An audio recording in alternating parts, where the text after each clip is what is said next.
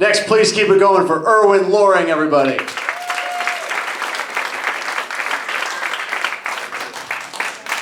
How you doing? That's the new greeting now. When people come up to you, they say, how you doing? And most people respond with simply, I'm good. You know what I hate is when you go up to somebody and say, how you doing? And they tell you. That sucks. The other day, it happened to me. I went up to a woman, I said, how you doing?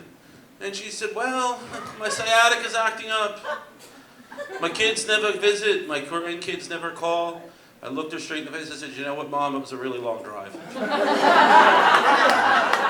I please come in?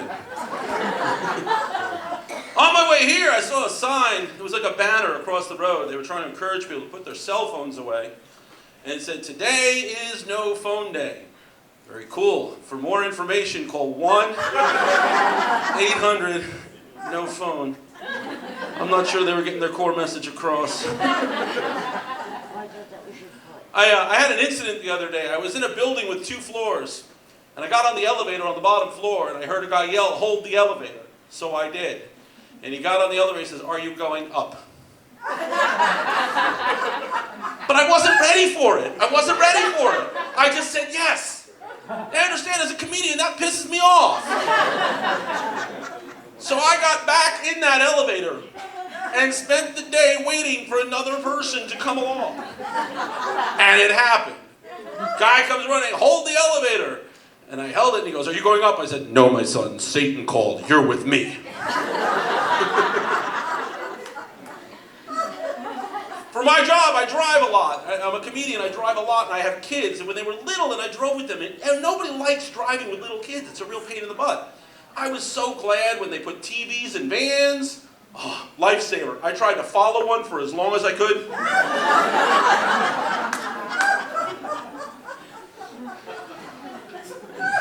Thank you. I love my kids, I do. I love my kids. And my youngest son, when he was 12 years old, he came up to me and he said, Dad, I've made a life decision. I said, what's that? He goes, I've decided I'm going to be an atheist. I'm like, that's so cool. We're Jewish. Next year would have been your bar mitzvah. I get to go to Vegas.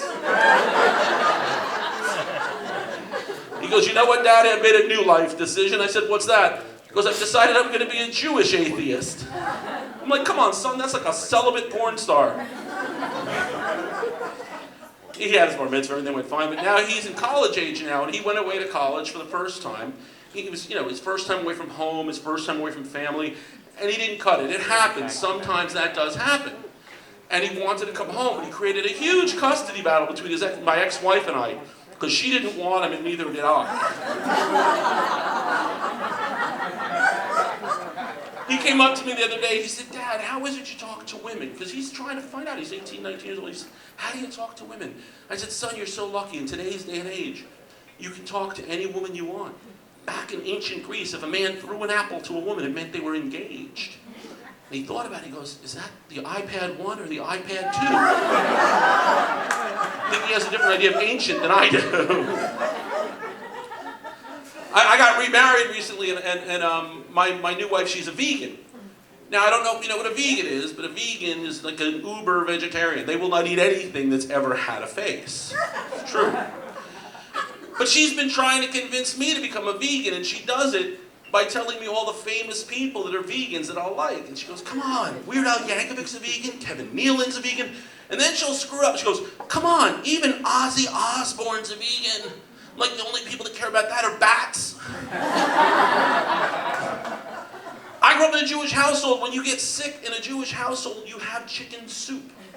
She goes, honey, you're sick. I'm going to make you some chicken soup. I'm like, you don't cook chicken. You're a vegan. She goes, no, I'm going to give you some no chicken soup. I'm like, I know what that is. That's hot water.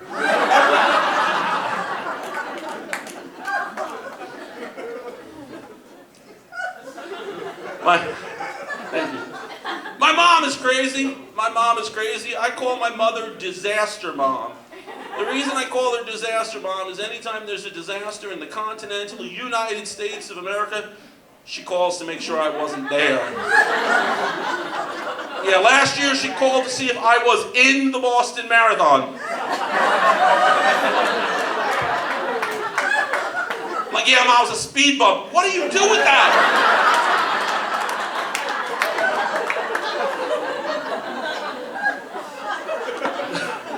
It got so irritating that one time I called my mother up at 2 o'clock in the morning and I said, hey, Ma, you watching the news? She said, no. Why? I said, good. Click. It didn't work. 2:30 in the morning, police officer knocking on my door. We understand there's a hostage situation going on in there. Because some woman said there's no way her son would hang up on his mommy.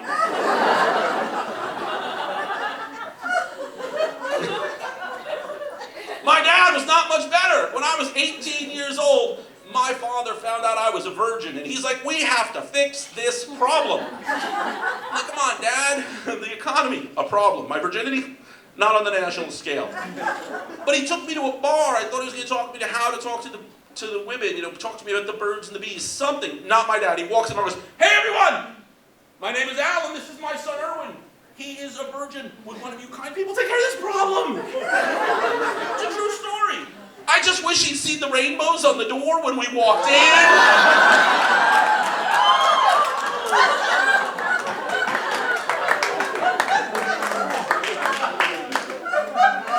I learned a whole new set of problems that night. So I'm 52 years old, and I crossed that bridge at 50, and I have a lot of friends in comedy who are in their 20s and 30s, and they're like, what's it like to be 50, dude? Like, what's it like to be 50? And I'm like, well, when I was 25, 30 years old, I had a six-pack. Now I'm working on my second keg. When I was in my 20s and 30s, I could go all night in bed. Now that in my 50s, I can only go about 2 or 3 hours before I have to get up and pee.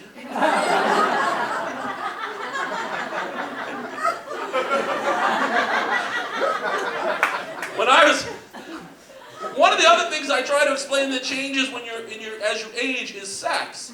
When you're in your 20s and 30s, like when you buy new furniture, you look at it as an option. Like, hey, honey, new chair, let's break it in.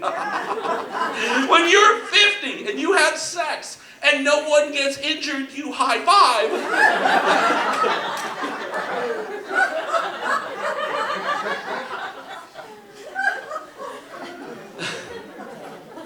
I recently had an injury. I had a cast on my arm. The first thing people say when they see a cast is, what happened? And so you want it to be a spectacular story, right? You want to be like, they saved a kitten from a tree, maybe saved a kid from running in traffic. You know what I did? I got up in the middle of the night to go to the bathroom and fell down. That's the whole story, folks. There is nothing more glamorous than that about it. The thing is, the good news is I still needed to pee.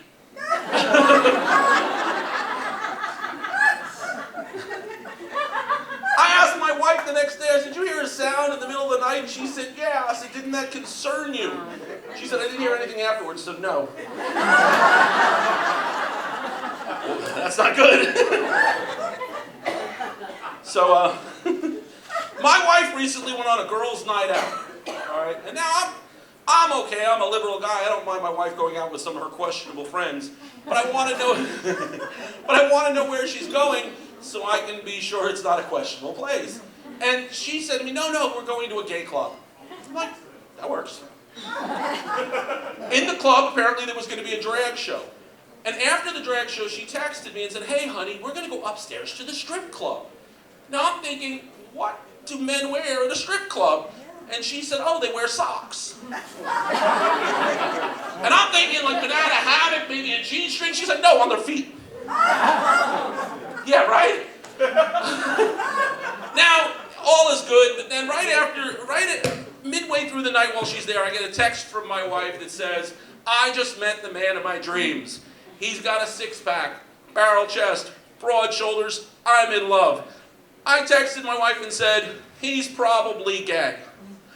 25 minutes later, my wife texted me back, nope.